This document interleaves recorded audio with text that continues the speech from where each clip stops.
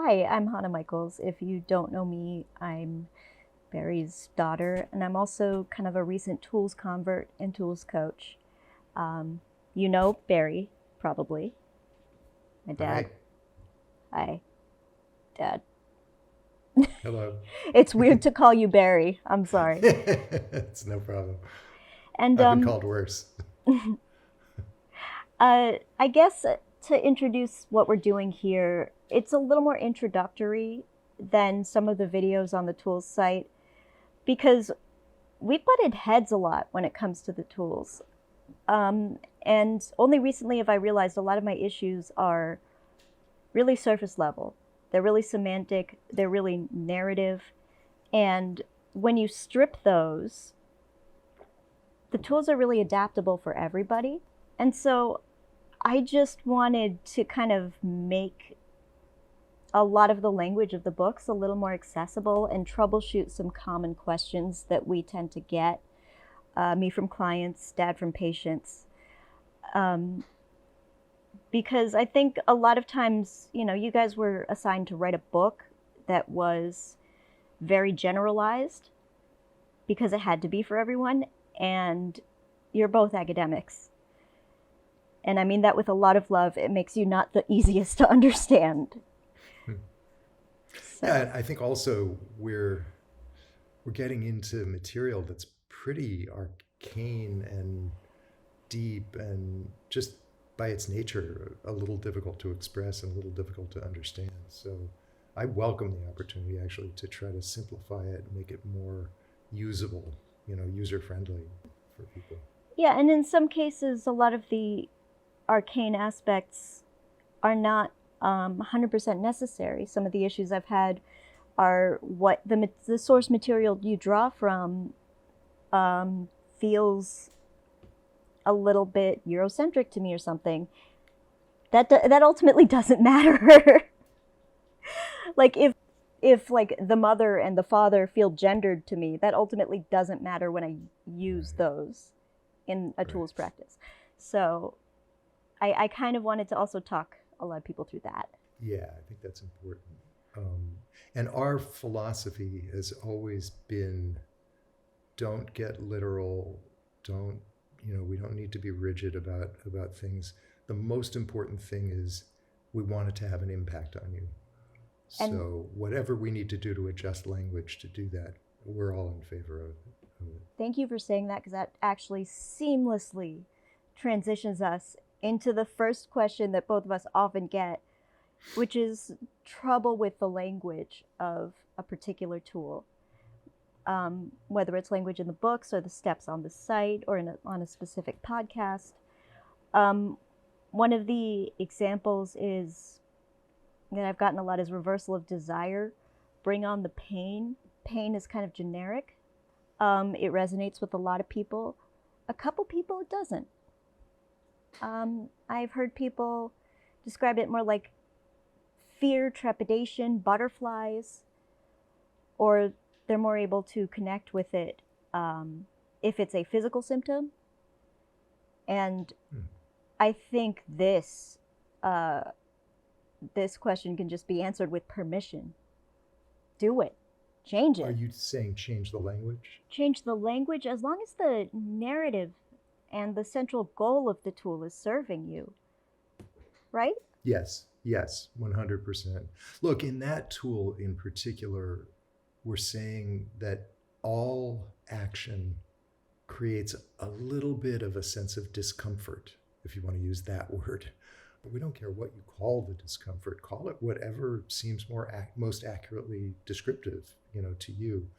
The main thing is we want to be able to get you through the discomfort so that you're able to take action.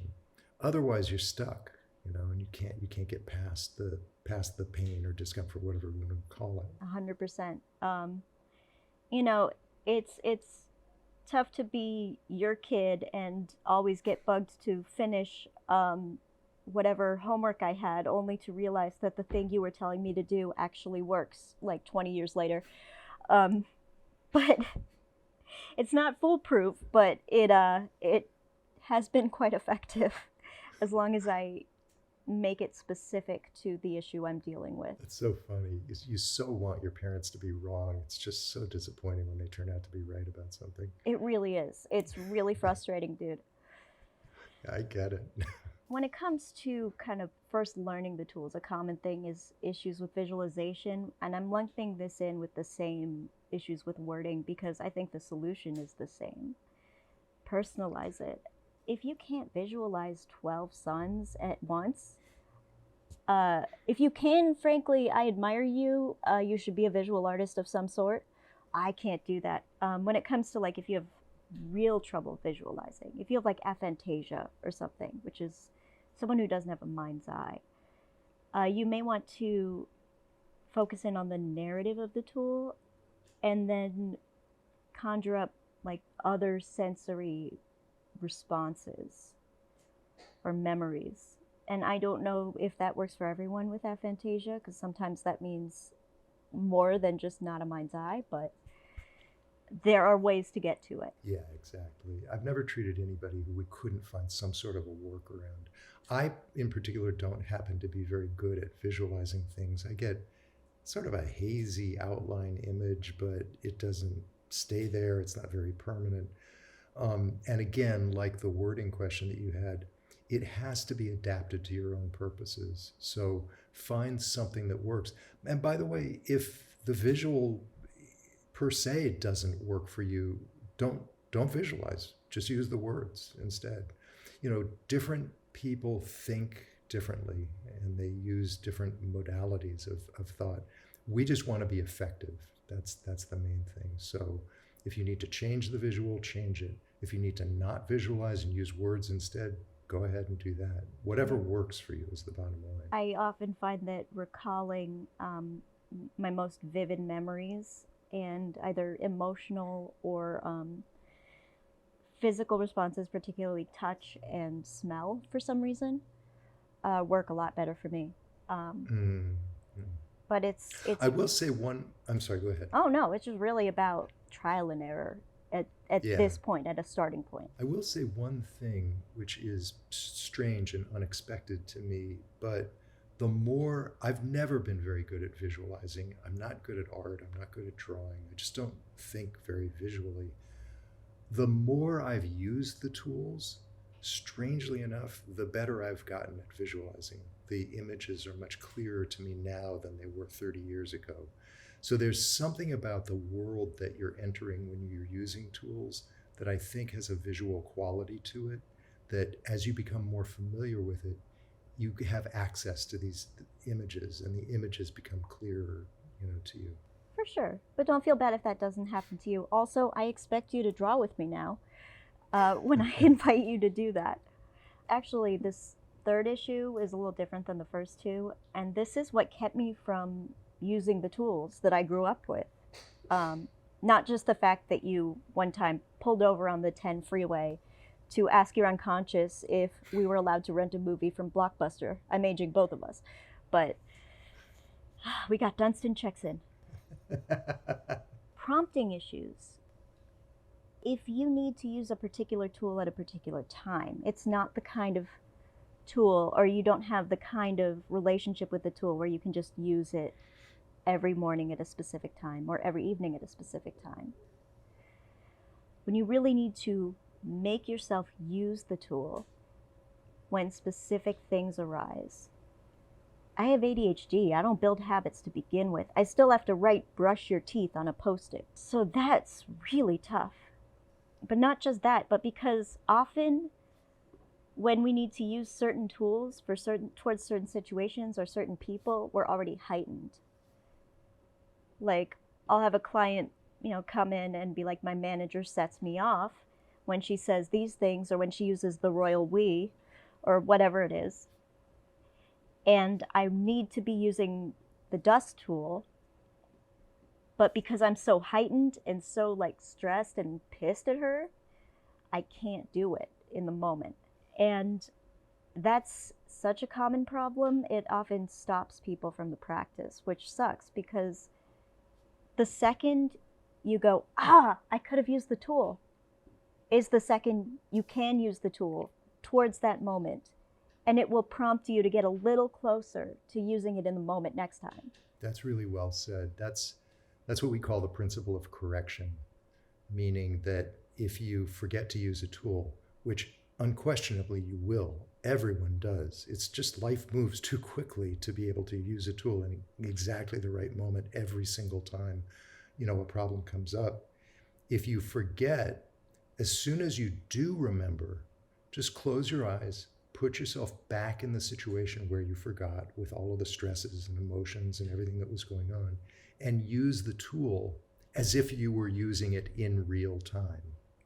The point of doing that is you get used to using the tool, and the next time you're more likely to use it in the actual in real time when it's really happening. So it doesn't matter that the situation has already passed. Even though that's happened, you can go back into the situation, recreate it as vividly as you can, use the tool, and get just as much benefit out of it as if you had used it in real time. And the more you do that, the more likely you are to start to use the tools in real time when the problem is occurring. Yeah, and that actually brings me to the second part of the issue. If you're too heightened to remember to use the tool, whether you need to engage in a mindfulness practice, dissolving thought, just a simple breathing exercise, whatever it is, if you know you're going into a situation where you have the possibility of feeling really heightened, I would do that first. And that also prompts you to start catching out the times when you are more heightened, the patterns, because there might be patterns you don't even see, time of day, whether or not you're hungry, whether or not it's daylight saving, like weird stuff you're never going to notice that might contribute to these reactions you're having, and whether or not you need to use the tool. Yeah, I think that's really well said. We're trying to adapt the tools to reality, which is things move very quickly, they're very complex, you're not always going to catch the right moment. It's absolutely okay to go back to it and use the tool as if you were using it in present. Another thing I thought was personal that turns out to not be as personal, Jeopardy is really hard when you feel like your future self is going to be disappointed no matter what. As in, when you're part of a generation that was promised you will have a house in your 30s, you will be able to afford all these things, you'll have stability, and that doesn't come.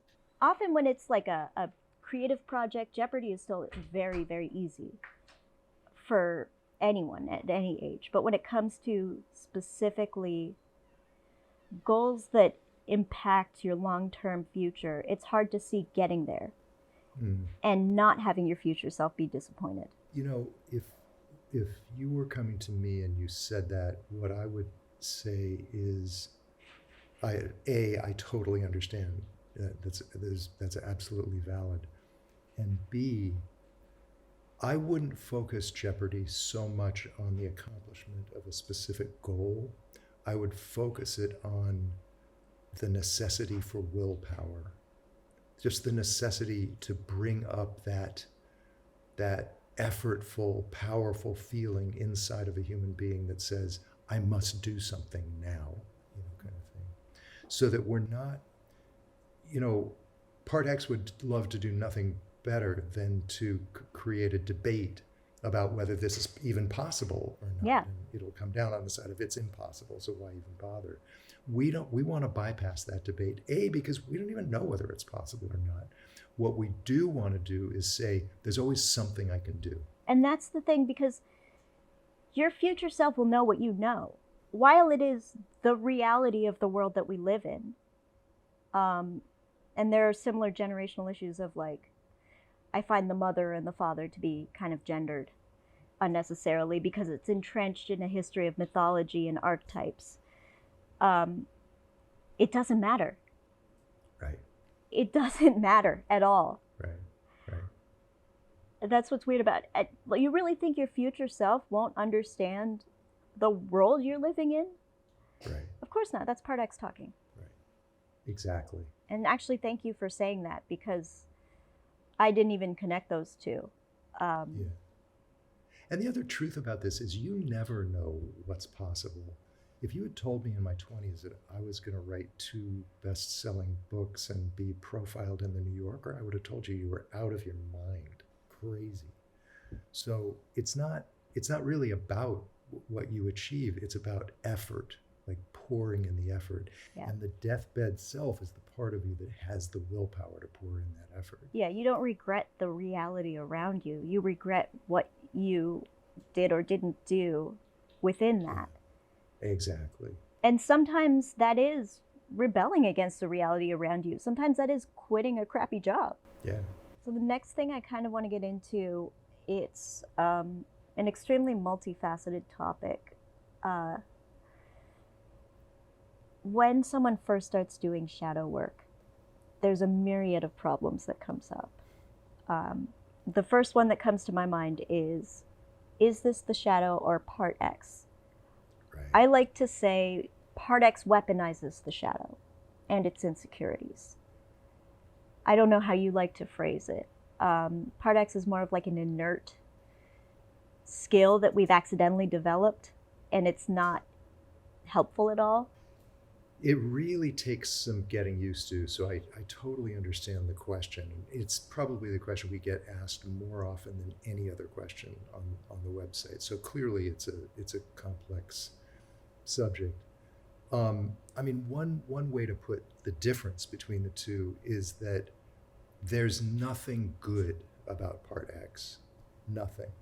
It's always trying to show up and cut you down or sabotage you in some way or convince you that there's no way you'll ever be able to do this thing you want to do or whatever it is. Whereas the shadow can have many negative qualities to it, but ultimately there's something golden about it. There's tremendous potential in it. So that's the basic difference. What I generally tell people if they're struggling to tell the difference between the two is just to interact with the figure in front of them. Don't try to decide whether it's part X or the shadow, just interact with it. Because that's the telltale sign. If the figure in front of you has absolutely nothing constructive to say, it's part X. Yeah. So if the figure in front of you is showing vulnerability, if it has nuance to it, negative qualities and positive qualities, for example. Relatability. Yeah. Relatability, then you're clearly dealing with the shadow.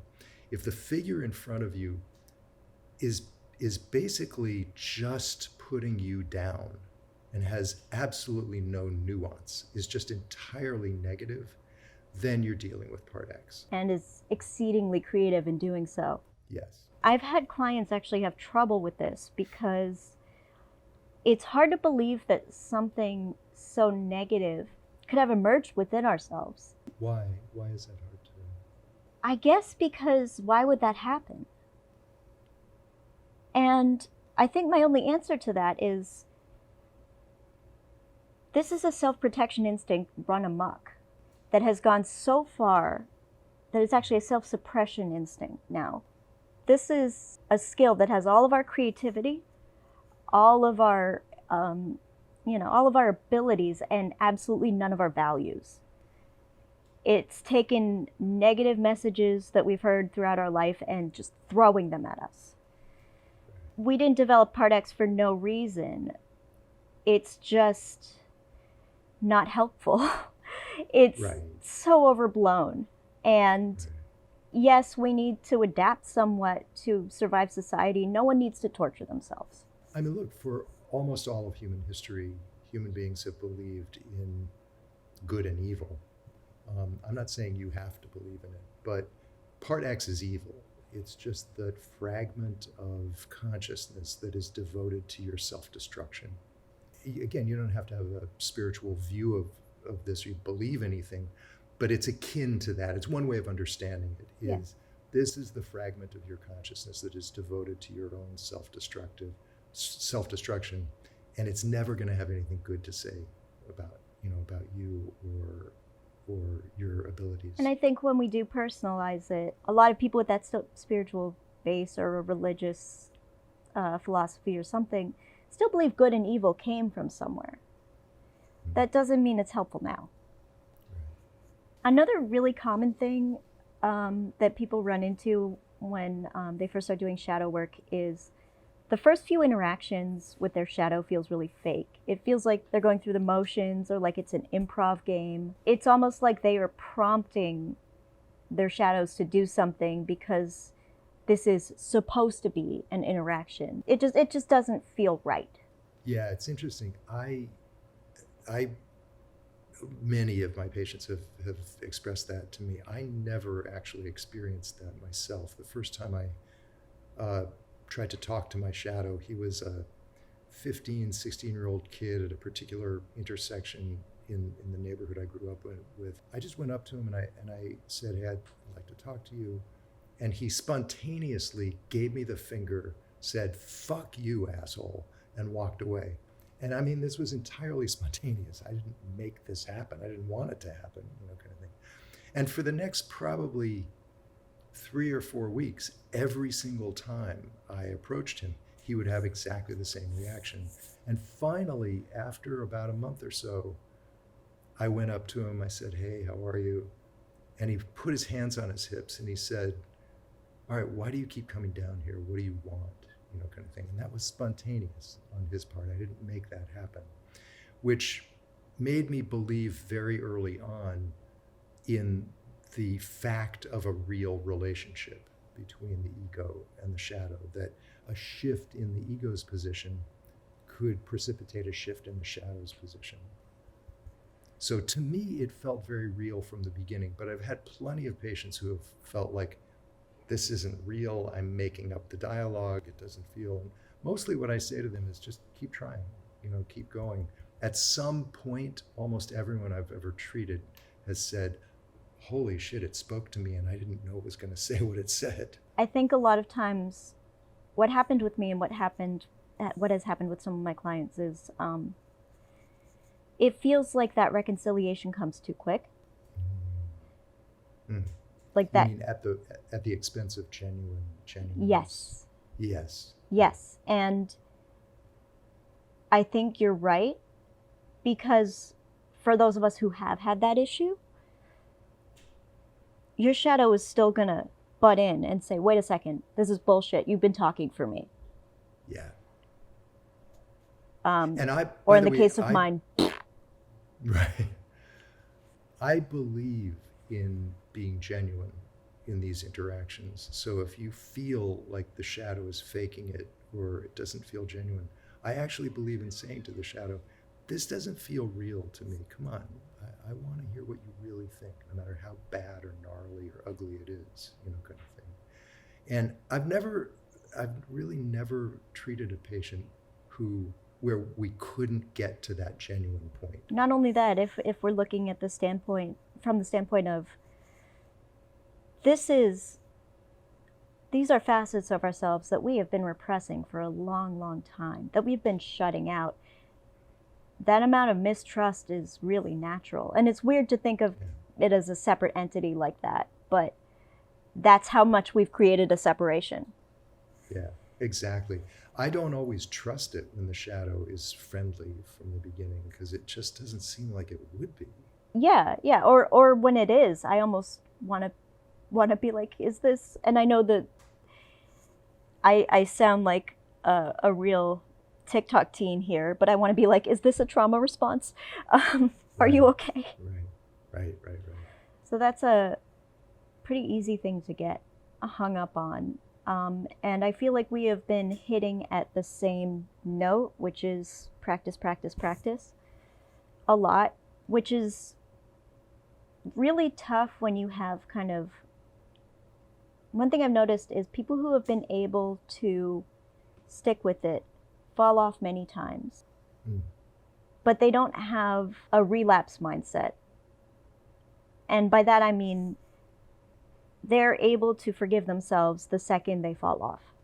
Mm-hmm. Yeah, exactly.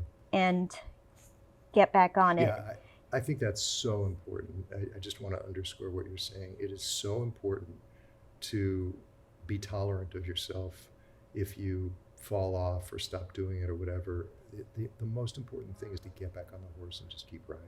And that's the most important thing to the shadow, frankly, because to the shadow that says, all right, you're not really going to give up on me. You might lapse now and then, but I'm important to you. Yeah, and with everything we've been talking about, it's super helpful for habit building because you are going to fall off habits inevitably. Yeah.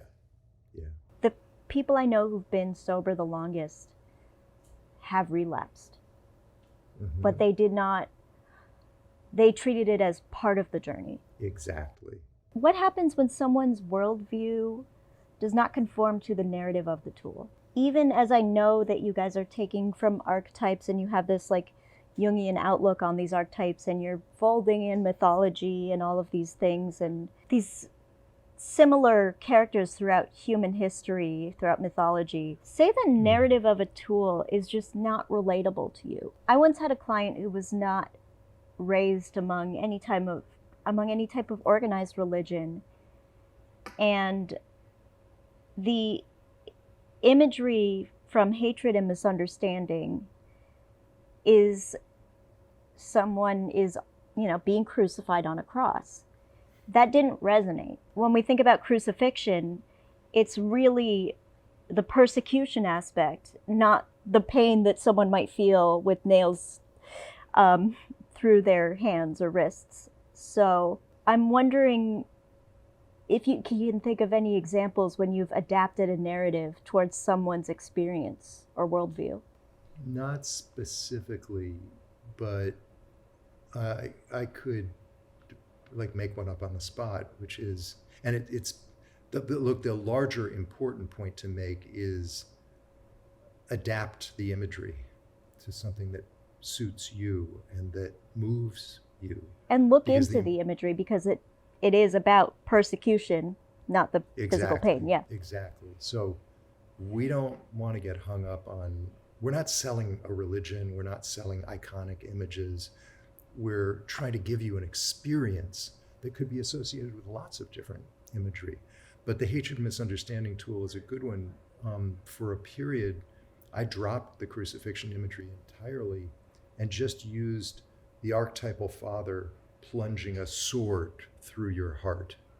And that was very effective, for me, and for the patients that I gave it to. But that would just give you an example of something that would substitute for the crucifix. I did hamster wheels because this was a systemic issue within an industry that the person was dealing with and also within an office. So if you think about interlocking hamster wheels where someone is constantly pushing your wheel because they're also part of the same system where they just keep running towards nothing. Right. And I think that's funny too because you and Phil were raised Jewish. Yes.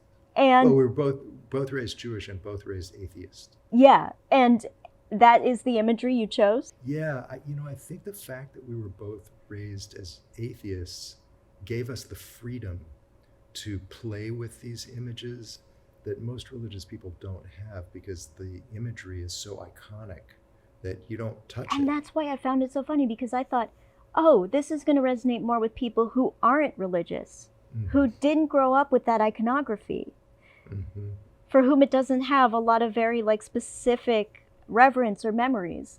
And it was the complete opposite. Right.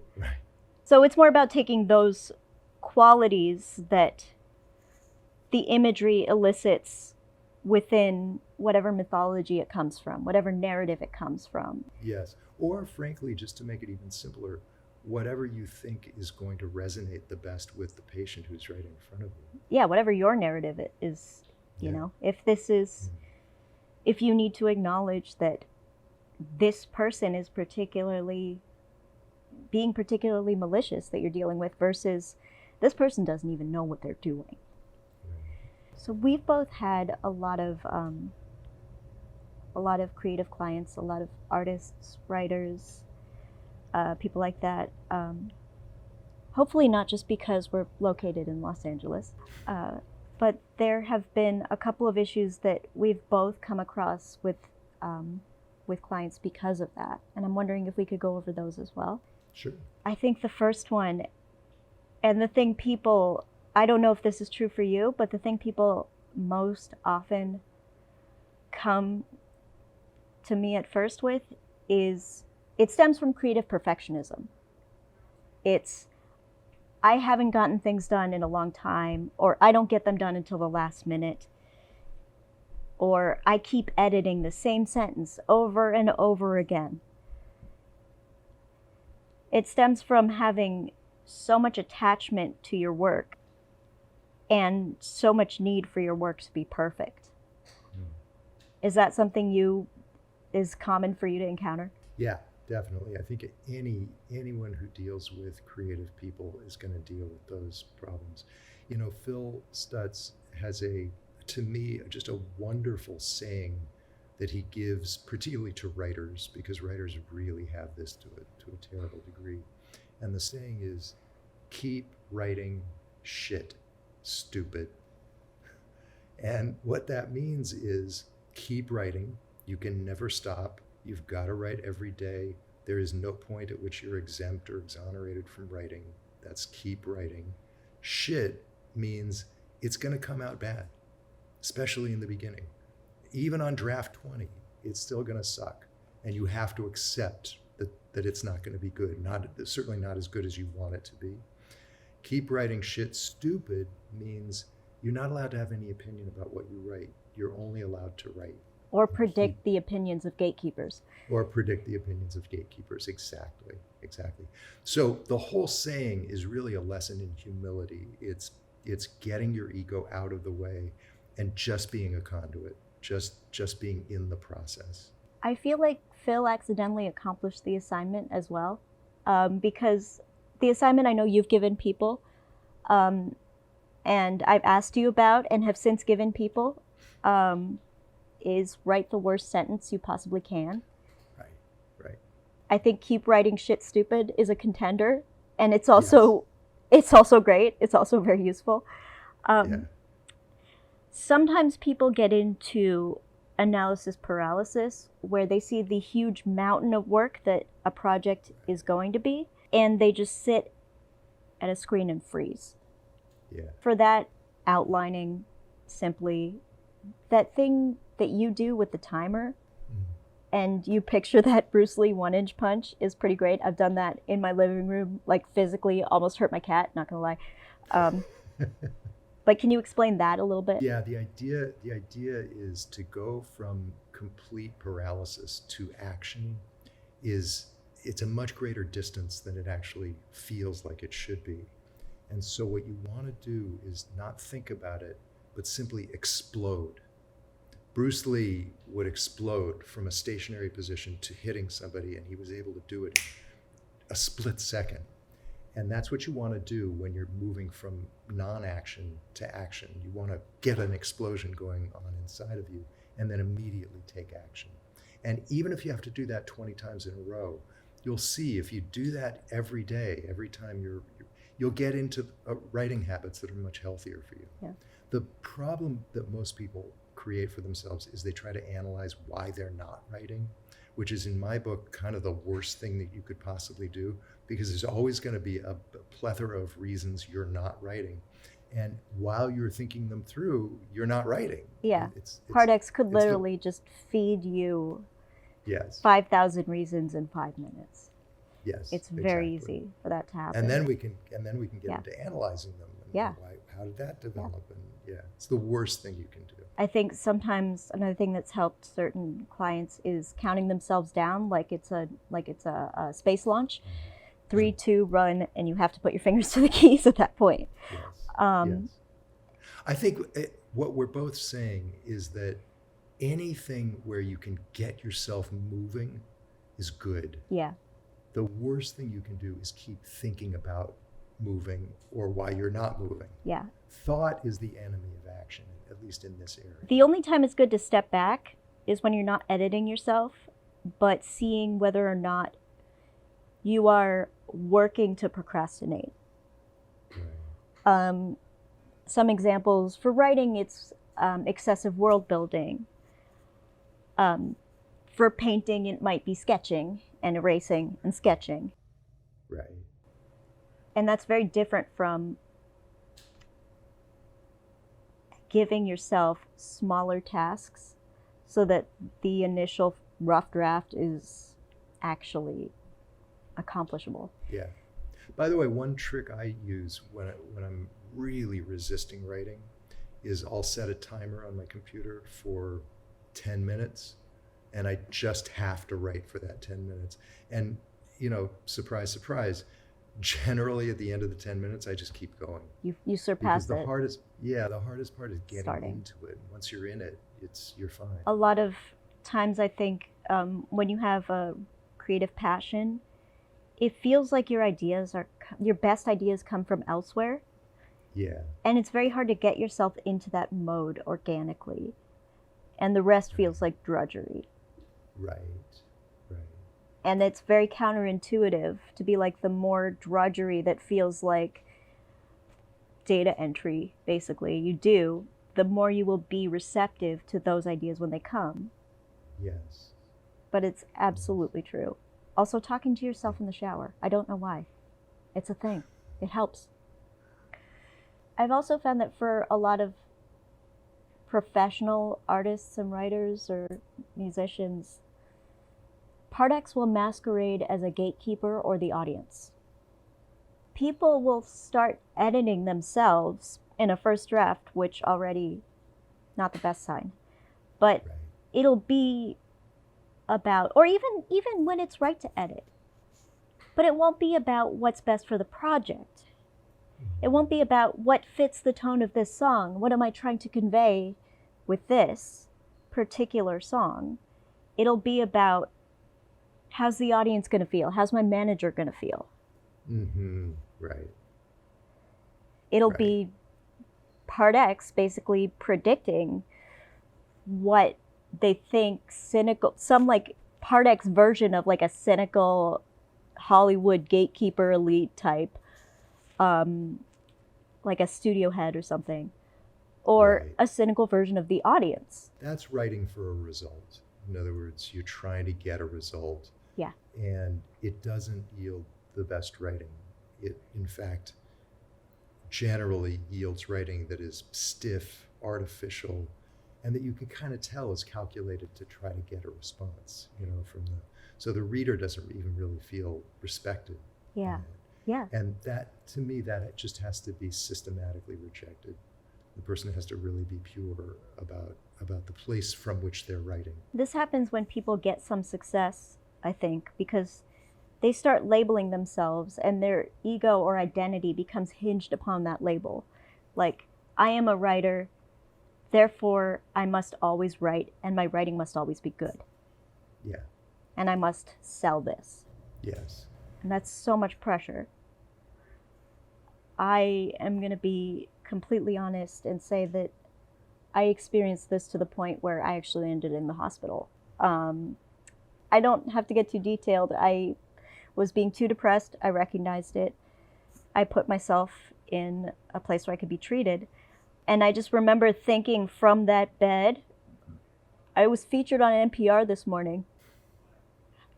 The lack of perspective you can get to when you get a little bit close to your dream is astounding. And I've seen this happen with clients too, where they sell something and then all of a sudden I have to sell every single thing. You can shoot for the moon. You can go for the stars. You can try to accomplish whatever it is you want to accomplish, as long as you temper your ego with an admission that you could and may likely fail. You just don't want the ego to get out of control and get carried away with itself. That's when people end up in the hospital. Yeah. And I think that sometimes people think of ego as being self-aggrandizing. Right. Self-obsession can come from a self-deprecating place as well. As long as you're centering yourself, that's Yes. ego. And that will keep you from also just being in the moment and drawing new inspiration. Because you're not Yes. really living your life. You're living your life as a writer who labels yourself as a writer, and if I don't write constantly, then what am I? Yes, that's exactly right. If you're just a person who likes writing, if you're just a person who writes, and are able to look at it as a pursuit, nothing more. It's a lot easier to not only live, but write. Yeah, that's beautifully said. When I'm helping a client, or in your case, a patient, because you're a therapist, I'm a coach, when you're helping a patient talk through a new project, a new creative project that they have a real emotional point that they want to convey, but it doesn't necessarily have words or a thematic backdrop. It's just a very vague intention. Other than just being a sounding board, what are some tricks that tend to help people get to what they want to communicate? Probably the most effective, I wouldn't even call it a trick so much as a technique that I employ with people, is to talk to their shadow. I know this sounds really strange, but the shadow knows things you don't know. It has a deeper view of creative projects and a deeper view of life, frankly, than the ego has. So I'm not saying it'll happen the first time you talk to the shadow about it, but if you set the person off on a course of, once a day, talking to the shadow for 15 minutes about the project, almost guaranteed within a week or two, they're coming up with aspects of it that they never had thought about before and probably never would have. That makes a lot of sense, actually, because sometimes the best creative ideas feel like they're coming from elsewhere. And when we talk about the shadow, we're talking about an entity that we're so divorced from, that we have repressed so much, that we have to create like a dialogue. So that actually makes a ton of sense. And it might hopefully actually